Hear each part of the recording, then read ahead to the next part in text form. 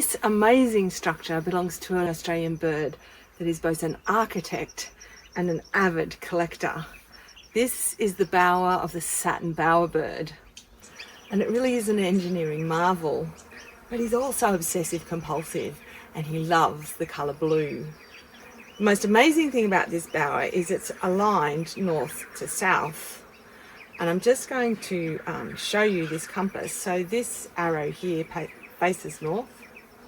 You can see that the line of the bower is perfectly aligned north-south.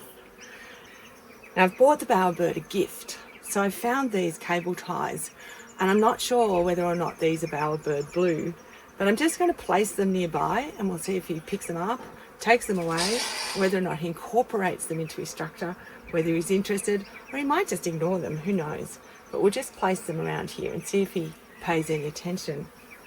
The bowerbird himself is just nearby, so I'm going to leave him to his bower and see if he comes and has a look, picks up these gifts I've left him.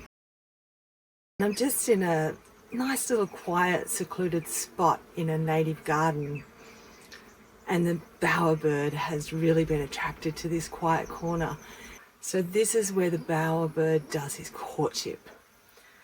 And he does that by attracting the female with all sorts of objects. He's got a whole heap of crimson rosella feathers. He's got little pieces of string. He's got bottle caps. He's got some delicate yellow grevillea flowers, some pale yellow leaves. He's got hose connections. There's all sorts of things. There's little pieces of plastic. There's tiny flecks of string. He loves the colour blue. He also likes this particular yellow. And he'll seek out and find those different colours in the landscape and bring them back and weave them in around his bower. Now the bower itself is a really amazing structure. It's woven together with lots of tiny little sticks. It takes years of practice to make a bower as good as this one.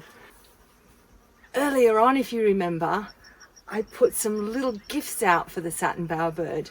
And if you look closely, he's definitely liked them and he's incorporated them into his bower. Satin bowerbirds can be a challenge to have in the garden. They love to eat fruit, so they can really be a menace in your vegetable patch. They also eat a lot of insects though, so they can be really beneficial. The sounds they make are just amazing. They're whirs and whistles and these rolling sounds that are really, really intriguing. You can always know when you have a satin bowerbird nearby because you can hear them.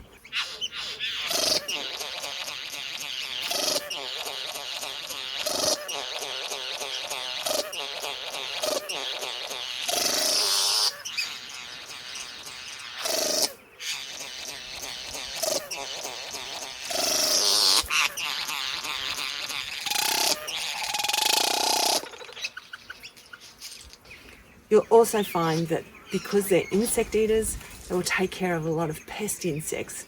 So there are definitely pros and cons in terms of their diet. I love them. I think they're really fascinating.